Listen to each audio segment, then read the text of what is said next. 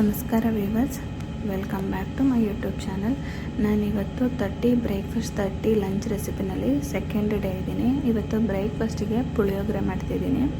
First ಒಂದು ಬಾಣಲಿಯಲ್ಲಿ ಎಣ್ಣೆ ಹಾಕ್ಕೊಂಡು ಬಿಸಿ ಮಾಡ್ಕೊಳ್ಳೋಣ. ಅದಕ್ಕೆ ಸ್ವಲ್ಪ ಕಡಲೆ ಬೀಜ ಹಾಕ್ಕೊಳ್ಳೋಣ. ಅದನ್ನು ಮೀಡಿಯಮ್ ಫ್ಲೇಮಲ್ಲಿ ನೀಟಾಗಿ ಫ್ರೈ ಮಾಡ್ಕೊಳ್ಳೋಣ ನಿಧಾನಕ್ಕೆ.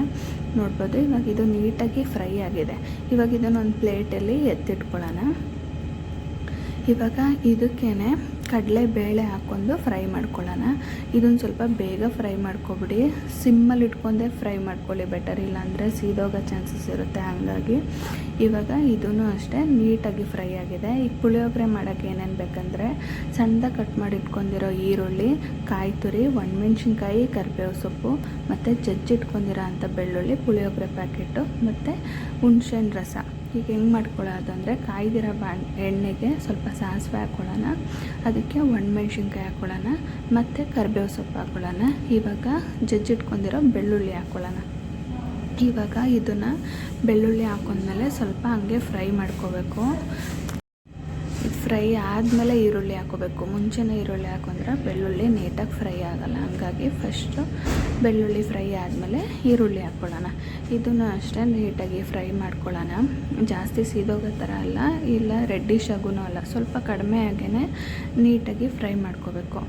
ನೋಡಿ, ಈ ಥರ ಫ್ರೈ ಆದಮೇಲೆ ಇದಕ್ಕೆ ನಾವು ಕಲಸಿಟ್ಕೊಂಡಿದ್ವಲ್ಲ ಹುಣ್ಸೆಹಣ್ಣು ರಸ, ಅದನ್ನು ನೀಟಾಗಿ ಅದರಲ್ಲಿ ಕಲ್ಲೆಲ್ಲ ಇರುತ್ತೆ, ಹಂಗಾಗಿ ನೀಟಾಗಿ ಅದನ್ನು ಸಿಪ್ಪೆ ಎಲ್ಲ ತೆಗೆದು ಸೋಸ್ಕೊಂಡು ಆಮೇಲೆ ಹಾಕ್ಕೊಳ್ಳೋಣ. ನೋಡ್ತಿರ್ಬೋದು, ಇದು ಚೆನ್ನಾಗಿ ಬೇಯಬೇಕು. ನೀರೆಲ್ಲ ಹಿಂಗಬೇಕು. ಇವಾಗ ಇದಕ್ಕೆ ನಾನು ಸ್ವಲ್ಪ ರುಚಿಗೆ ಬೇಕಾದಷ್ಟು ಉಪ್ಪು ಹಾಕೋತೀನಿ, ಮತ್ತು ಹಂಗೆ ಬೆಲ್ಲ, ತುರಿದಿಟ್ಕೊಂಡಿರೋ ಬೆಲ್ಲ ಹಾಕೋತೀನಿ. ಬೆಲ್ಲನೇ ಟೇಸ್ಟ್ ಇದು ಪುಳಿಯೋಗರೆಗೆ. ಒಂದ್ಸರಿ ಟ್ರೈ ಮಾಡಿ, ಚೆನ್ನಾಗಿರುತ್ತೆ. ಇದಾದಮೇಲೆ ಇದನ್ನು ನೀಟಾಗಿ ಮಿಕ್ಸ್ ಮಾಡ್ಕೊಳ್ಳೋಣ. ಇದು ಚೆನ್ನಾಗಿ ಬೇಯಕ್ಕೆ ಬಿಡಬೇಕು. ಈ ನೀರೆಲ್ಲ ಹೋಗೋ ತನಕ ಬೇಯಿಸ್ಕೋಬೇಕು. ಇದು ನೀರೆಲ್ಲ ಹೋಗಾದ್ಮೇಲೆ ನೋಡಿ, ಈ ಥರ ಫುಲ್ಲು ನೀರಿದೆ, ಇದೆಲ್ಲ ಹೋಗೋ ತನಕ ಹಿಂಗೆ ಬೇಯಿಸ್ಕೋಬೇಕು. ಇದು ಬಾಯ್ಲ್ ಆದಮೇಲೆ ಇದಕ್ಕೆ ನಾನು ಕಾಯಿ ತುರಿ ಹಾಕೋತೀನಿ. ನೀವು ಬೇಕಂದರೆ ಇದಕ್ಕೆ ಕೊಬ್ಬರಿ ತುರಿನೂ ಸೇರಿಸ್ಕೋಬೋದು. ನಾನಿಲ್ಲಿ ತುರಿದಿಟ್ಕೊಂಡಿರೋ ಕಾಯಿ ಹಾಕ್ಕೊಂಡಿದ್ದೀನಿ. ಇದಕ್ಕೆ ನಾನು ಪುಳಿಯೋಗರೆ ಪೌಡರ್ ಎಷ್ಟು ಬೇಕಷ್ಟು ಸೇರಿಸ್ಕೊಳ್ಳೋಣ. ಪುಳಿಯೋಗರೆ ಪೌಡರ್ ಹಾಕೊಂಡ್ಮೇಲೆ ಇದನ್ನು ನೀಟಾಗಿ ಮಿಕ್ಸ್ ಮಾಡ್ಕೋಬೇಕು. ಮಿಕ್ಸ್ ಮಾಡ್ಕೊಳ್ಳೋಣ ಇದನ್ನು ನೀಟಾಗಿ. ನಾನು ಇದಕ್ಕೆ MTR ಅವ್ರದ್ದು ಪುಳಿಯೋಗರೆ ಪ್ಯಾಕ್ನ ಯೂಸ್ ಮಾಡಿರೋದು. ಟೇಸ್ಟ್ ಮಾತ್ರ ತುಂಬ ಚೆನ್ನಾಗಿರುತ್ತೆ, ಒಂದ್ಸರಿ ಟ್ರೈ ಮಾಡಿ. ಇವಾಗ ಈ ಥರ ಫ್ರೈ ಬೇಯಿಸ್ಕೊಂಡ್ಮೇಲೆ ಇದಕ್ಕೆ ಒಂಚೂರು ಕಡಲೆಬೀಜ, ಕಡಲೆಬೇಳೆ ನಾವು ಫ್ರೈ ಮಾಡಿ ಇಟ್ಕೊಂಡಿದ್ವಲ್ಲ ಅದನ್ನು ಹಾಕ್ಕೊಳ್ಳೋಣ.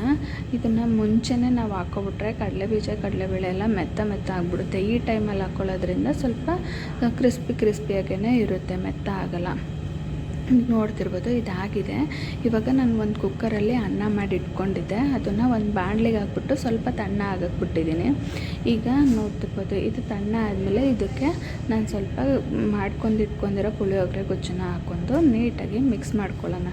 ನಮಗೇನಾದರೂ ಸಾಲ್ಟ್ ಕಡಿಮೆ ಇದೆ ಏನಿದೆ ಅಂತೆಲ್ಲ ನೋಡಿಬಿಟ್ಟು ಈ ಟೈಮಲ್ಲೇ ಹಾಕ್ಕೊಂಡು ಮಿಕ್ಸ್ ಮಾಡ್ಕೊಬಿಟ್ರೆ ಪುಳಿಯೋಗರೆ ರೆಡಿ ಆಯಿತು. ಇವತ್ತಿನ ನನ್ನ ಬ್ರೇಕ್ಫಾಸ್ಟ್ ರೆಸಿಪಿ ಪುಳಿಯೋಗರೆ ಆಗಿತ್ತು. ನೆಕ್ಸ್ಟ್ ನಾನು ಲಂಚಿಗೆ ಬೇಳೆ ಸಾಂಬಾರು ಮಾಡೋದು ತೋರಿಸ್ತೀನಿ. ಇಲ್ಲಿ ನಾನು ಒಂದು ಗ್ಲಾಸಷ್ಟು ತೊಳೆದಿಟ್ಕೊಂಡಿರೋ ಬೇಳೆ, 2 ಸ್ಪೂನು ಜೀರಿಗೆ ಮತ್ತು ಕರಿಬೇವು ಸೊಪ್ಪು, ಇದಿಷ್ಟು ಇದು ಮಾಡ್ಕೊಳ್ಳೋಣ. ಇವಾಗ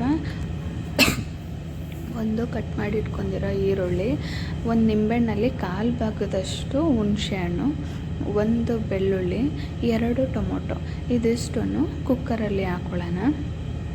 ಇದೆಲ್ಲನೂ ಹಾಕ್ಕೊಂಡು ಇದಕ್ಕೇ ಇವಾಗ ಒಂದು ಅರ್ಧ ಗ್ಲಾಸಷ್ಟು ನೀರು ಹಾಕ್ಕೊಳ್ಳೋಣ. ಬೇಳೆ ಇದೆಲ್ಲ ಬೇಯೋಷ್ಟು ಒಂದು 1/2 ಗ್ಲಾಸಷ್ಟು ನೀರಾದರೆ ಸಾಕು. ಈ ನೀರು ಹಾಕೊಂಡ್ಮೇಲೆ ಇದಕ್ಕೊಂಚೂರು ಅರಿಶಿನ ಪುಡಿನೂ ಸೇರಿಸ್ಕೋಬೇಕು. ಇವಾಗ ಲಿಡ್ ಕ್ಲೋಸ್ ಮಾಡಿ ಒಂದು 2 ವಿಷಲ್ ಹೊಡೆದ್ರೆ ಸಾಕು. 2 ವಿಷಲ್ ಹೊಡ್ಸ್ಕೊಂಡು ಬರೋಣ. ಇದು 2 ವಿಷಲ್ ಆದಮೇಲೆ ಈ ಕಡೆ ಒಂದು ಗ್ರೈಂಡರಿಗೆ ಒಂದು ಸ್ವಲ್ಪ ತೆಂಗಿನಕಾಯಿ, ಕೊತ್ತಂಬರಿ ಸೊಪ್ಪು, ಮನೇಲಿ ಮಾಡಿರೋ ಅಂಥ ಬೇಳೆ ಸಾಂಬಾರು ಪೌಡರು, ಇದಿಷ್ಟು ಹಾಕ್ಕೊಳ್ಳೋಣ. ಇವಾಗ ಆ ಕಡೆ ಇದು 2 ವಿಷಲ್ ಹೊಡೆದಿದೆ. ಇದು ನೋಡಿ, ಫುಲ್ ಬಿಸಿದೆ. ಇದು ತಣ್ಣ ಆಗಬೇಕು, ಆವಾಗ ರುಬ್ಕೋಬೇಕು. ಇದನ್ನೆಲ್ಲ ಗ್ರೈಂಡರ್ಗೆ ಹಾಕ್ಕೊಳ್ಳೋಣ. ಇವಾಗ ಗ್ರೈಂಡರ್ಗೆ ಹಾಕ್ಕೊಂಡು ಇದು ತಣ್ಣ ಆದಮೇಲೆ ರುಬ್ಕೊಳ್ಳೋಣ. ಯಾವುದಾದ್ರೂ ಫಂಕ್ಷನ್ ಇದ್ದರೆ, ಇಲ್ಲ ಮನೇಲಿ ಏನಾದರೂ ಫೆಸ್ಟಿವಲ್ ಇದ್ದರೆ ಆ ಟೈಮಲ್ಲಿ ಈ ಥರ ಸಾಂಬಾರು ಮಾಡ್ಕೊಳ್ಳಿ. ಟೇಸ್ಟ್ ಅಂತೂ ತುಂಬ ಚೆನ್ನಾಗಿರುತ್ತೆ. ಇವಾಗ ತಣ್ಣಾಗಿದೆ, ನೀಟಾಗಿ ಗ್ರೈಂಡ್ ಮಾಡ್ಕೊಳ್ಳೋಣ. ಫುಲ್ ಪೇಸ್ಟ್ ಆಗಬೇಕು, ಆ ಥರ ಗ್ರೈಂಡ್ ಮಾಡ್ಕೊಳ್ಳೋಣ. ಇವಾಗ ಒಂದು ಪಾತ್ರೆಗೆ 1-2 ಸ್ಪೂನಷ್ಟು ಆಯಿಲ್ ಹಾಕ್ಕೊಳ್ಳೋಣ. ಆಯಿಲ್ ಕಾಯ್ದ ಮೇಲೆ ಅದಕ್ಕೆ ಒಂದು ಸ್ವಲ್ಪ ಸಾಸಿವೆ ಸ್ವಲ್ಪ ಬೆಂದಮೇಲೆ ಅದಕ್ಕೆ ಕರಿಬೇವು ಸೊಪ್ಪು ಮತ್ತು ಒಂದು ಒಣಮೆಣ್ಸಿನ್ಕಾಯಿ ಇದನ್ನು ಸ್ವಲ್ಪ ಫ್ರೈ ಮಾಡ್ಕೊಳ್ಳೋಣ. ಇದು ಫ್ರೈ ಆದಮೇಲೆ ನಾವು ರುಬ್ಬಿಟ್ಕೊಂಡಿದ್ವಲ್ಲ ಸಾಂಬಾರಿಗೆ ಬೇಕಾಗಿರೋಂಥ ಮಸಾಲೆ ಎಲ್ಲ ಅದನ್ನು ಇದಕ್ಕೆ ಸೇರಿಸ್ಕೊಳ್ಳೋಣ. ಇದಕ್ಕೆ ಸೇರಿಸ್ಕೊಂಡು ಇದನ್ನು ಸ್ವಲ್ಪ ಬೇಯಕ್ಕೆ ಇಟ್ಕೋಬೇಕು. ಮತ್ತು ಇದಕ್ಕೆ ರುಚಿಗೆ ತಕ್ಕಷ್ಟು ಉಪ್ಪು ಹಾಕ್ಕೊಂಡು ಮೀಡಿಯಮ್ ಫ್ಲೇಮಲ್ಲಿ ನೀಟಾಗಿ ಬೇಯಿಸ್ಕೊಳ್ಳೋಣ. ಇದನ್ನು ಆವಾಗವಾಗ ತಿರುಗ್ತಿರ್ಬೇಕು, ಇಲ್ಲ ಅಂದರೆ ತಳ ಹಿಡಿಯೋ ಚಾನ್ಸಸ್ ಇರುತ್ತೆ. ಹಾಗಾಗಿ ಟೇಸ್ಟ್ ಮಾತ್ರ ತುಂಬ ಚೆನ್ನಾಗಿರುತ್ತೆ. ದಯವಿಟ್ಟು ಎಲ್ಲ ಒಂದ್ಸರಿ ಈ ಸಾಂಬಾರು ಟ್ರೈ ಮಾಡಿ.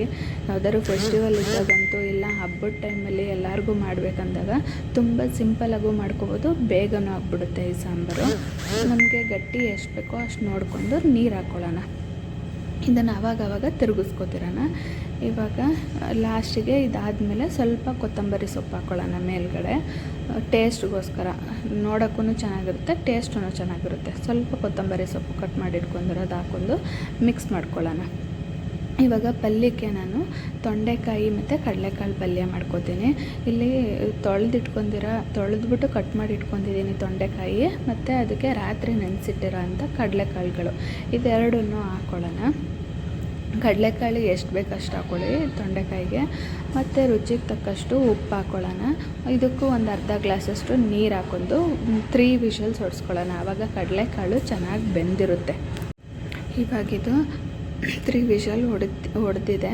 ಈ ಕಡೆ ಸಾಂಬಾರನ್ನು ಅಷ್ಟೇ ನೋಡಿ ಚೆನ್ನಾಗಿ ಬಾಯ್ಲ್ ಆಗಿದೆ. ಇವಾಗ ಇದು ಬಾಯ್ಲ್ ಆಗ್ತಾ ಇರಲಿ. ಮತ್ತು ಇವಾಗ ಕಡಲೆಕಾಳು ಚೆನ್ನಾಗಿ ಬೆಂದಿರೋದಕ್ಕೆ ನಾವು ಇವಾಗ ಒಗ್ಗರಣೆ ಮಾಡ್ಕೊಳ್ಳೋಣ. ಕಡಲೆಕಾಳು ಪಲ್ಯಕ್ಕೆ ಇದನ್ನು ಲಿಡ್ ತೆಗೆದ್ಬಿಟ್ಟು ಇದರಲ್ಲಿ ನೀರಿನ ಅಂಶ ಇರುತ್ತಲ್ಲ ಅದನ್ನೆಲ್ಲ ಸಪ್ರೇಟ್ ಮಾಡ್ಕೊಳ್ಳೋಣ. ನೀರನ್ನ ಸಪ್ರೇಟ್ ಮಾಡಿ ಕಾಳು ಮತ್ತು ಇದನ್ನು ಸಪ್ರೇಟ್ ಮಾಡ್ಕೊಳ್ಳೋಣ. ಇವಾಗ ಒಂದು ಬಾಣಲಿಗೆ ಎಣ್ಣೆ ಹಾಕ್ಕೊಂಡು ಅದಕ್ಕೆ ಸ್ವಲ್ಪ 1-2 ಸ್ಪೂನಷ್ಟು ಆಯಿಲ್ ಹಾಕ್ಕೊಳ್ಳೋಣ. ಆಯಿಲ್ ಹಾಕ್ಕೊಂಡ್ಮೇಲೆ ಅದು ಕಾಯ್ದಮೇಲೆ ಅದಕ್ಕೆ ಸಾಸಿವೆ ಮತ್ತು ಒಣಮೆಣ್ಸಿನ್ಕಾಯಿ, ಕರಿಬೇವು ಸೊಪ್ಪು ಇದಿಷ್ಟು ಹಾಕ್ಕೊಂಡು ಸ್ವಲ್ಪ ಫ್ರೈ ಆದಮೇಲೆ ಕಟ್ ಮಾಡಿ ಇಟ್ಕೊಂಡಿರೋ ಈರುಳ್ಳಿ ಹಾಕ್ಕೊಳ್ಳೋಣ.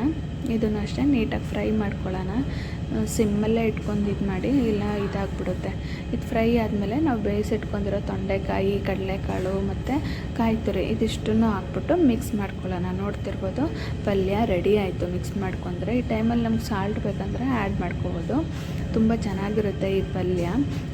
ಈ ವಿಡಿಯೋ ನೋಡ್ತಿರೋದಕ್ಕೆ ತುಂಬ ಥ್ಯಾಂಕ್ಸ್. ಪ್ಲೀಸ್ ಲೈಕ್ ಮಾಡಿ, ಸಬ್ಸ್ಕ್ರೈಬ್ ಮಾಡಿ. ಇದೇ ಥರ ವೀಡಿಯೋಸ್ ಬರ್ತಿರುತ್ತೆ. ಮಧ್ಯಾಹ್ನ ಊಟ ಸಿಂಪಲಾಗಿ ರೆಡಿ ಆಗಿಬಿಡ್ತು. ಅನ್ನ ಮತ್ತು ತೊಂಡೆಕಾಯಿ ಪಲ್ಯ, ಬೇಳೆ ಸಾಂಬಾರು. ನಾಳೆ ಮತ್ತೊಂದು ವೀಡಿಯೋ ಜೊತೆ ಬರ್ತೀನಿ. Thank you for watching my video.